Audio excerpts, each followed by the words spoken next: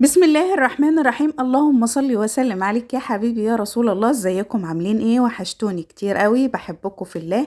هنعمل النهاردة طعمية بطريقة حلوة قوي، ومن شوية حوالي 2 كيلو. هنعمل كمية كبيرة قوي، هنخزنها في الفريزر للمدارس، للفطارنا. هنروح نشتري ب10 جنيه شوية صغيرين خالص، او ب20 جنيه، مش بيفطرونا او مش بيعملوا اي حاجة. دول حوالي 2 كيلو او يمكن اقل كمان. انا بلاهم من امبارح في طبق كبير وميه. مليت الطبق كتير ميه عليه لغايه اما طرى معايا وتضاعف حجمه بالشكل اللي انتوا شايفينه دوت. جبت كرات اللي هو بتاع الطعميه من عند بتاع الخضار بحوالي 15 جنيه او يمكن اكتر، حاجه بسيطه. لو حسبنا التكلفه 2 كيلو فول، الكيلو ب30 جنيه، 60 جنيه و15 جنيه خضار، هيبقى حوالي 75 جنيه. 75 جنيه وفرت كمية كبيرة قوي. انا بشتريها من بره بفلوس كتيرة قوي من بره. الطعمية بالشكل اللي انتوا شايفينه دوت. خرطت عليها بصلتين وراس توم، وحطيت البهار بتاعتي وانا بفرمها، اللي هي شبت، كزبرة ناشفة وكمون، والملح بتاعها علشان لما اجي اعينها تبقى محفوظة بالتوابل بتاعتها بالشكل اللي انتوا شايفينه دوت. لايك وشير معايا عشان الفيديو بتاعي الشاف ويوصل لاكبر عدد ممكن. هتفرميه في الكبة او في المفرمة او اي حاجة متوفرة عندك بتحبي تفرمي فيها الحاجة بتاعتك. معلقة مية واحدة بس وانا بفرم عشان تمشيلي الدنيا. ما تكتريش، لان كتر المية في الطعمية بتشد منك زيت كتير وما بتبقاش حلوة. انا فرمتها بالشكل اللي انتوا شايفينه دوت. ما شاء الله كمية كبيرة جدا، هتقعد معايا فترة. هتوفر عليا كتير قوي. اي نعم، مش هعمل طعمية كل يوم، في حاجات تانية، فحاجة بتشيل مع حاجة تانية.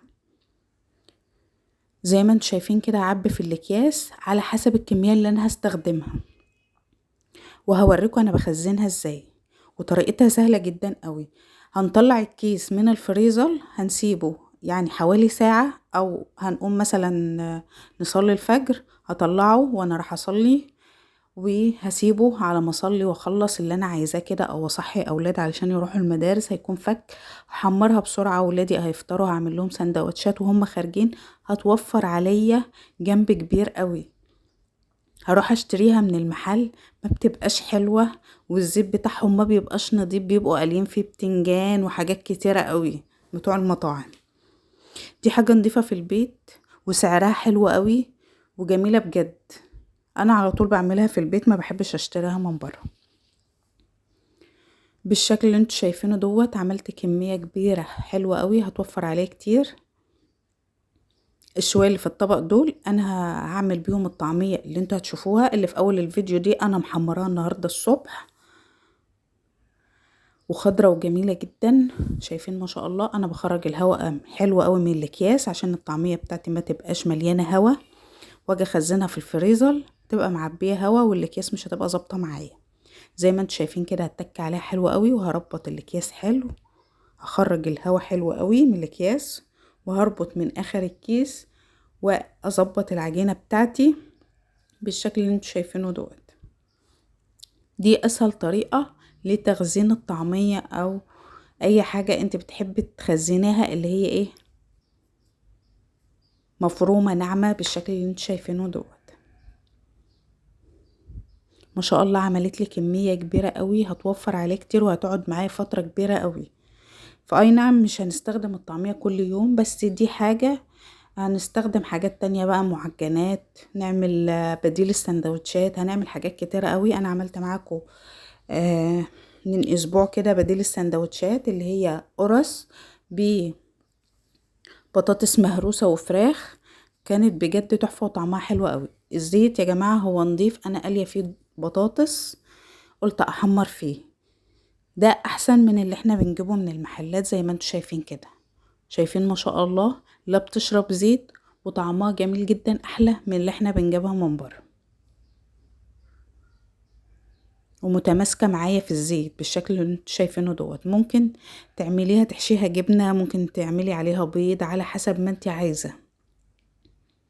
انا خرطت عليها بصلايه وشويه شبت وكزبره، زي اللي في مطاعم بتحب ان هي تبيعها كده، في الناس بتحب تشتريها كده.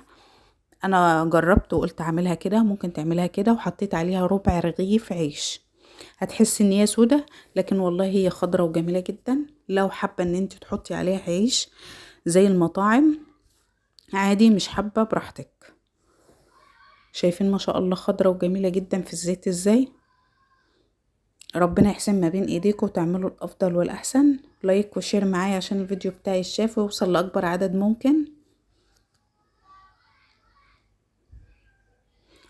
وانا بخرجها من الزيت ب بصفيها بالمصفى حلوة قوي، تخرج لي اي زيت فيها.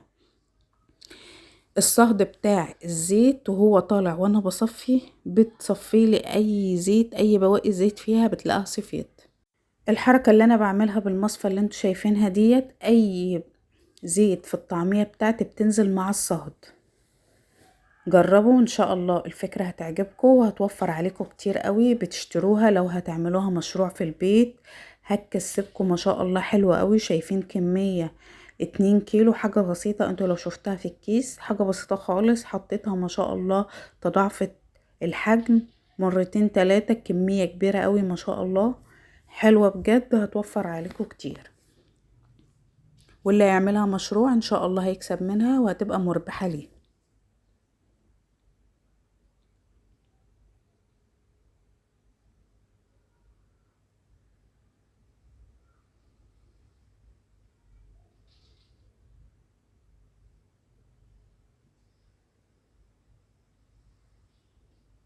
ايوه الحركة دي كده بتصفي لي اي زيت مع الصهد بالشكل اللي انتوا شايفينه دوت.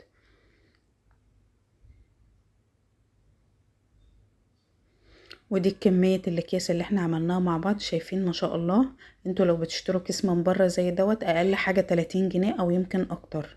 ما شاء الله في كمية حلوة، هيفطر اولادنا. او لو عندك ضيوف وعملتيها، لو بتشتريها من بره مش هتشتريها حلوة ونضيفة كده بالشكل اللي انتوا شايفينه دوت. شايفين ما شاء الله خضرة وحلوة ازاي. ربنا يحسن ما بين ايديكم وتعملوا الافضل والاحسن.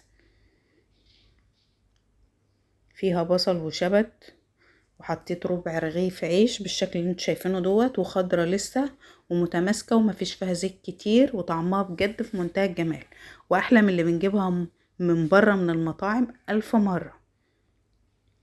يلا قومي كده وشجعي واعملي، ان شاء الله هتعجبك الفكرة. واستودعكم الله الذي لا يضيع ودائعه، واشوفكم في فيديو جديد ان شاء الله على خير، والسلام عليكم ورحمة الله وبركاته.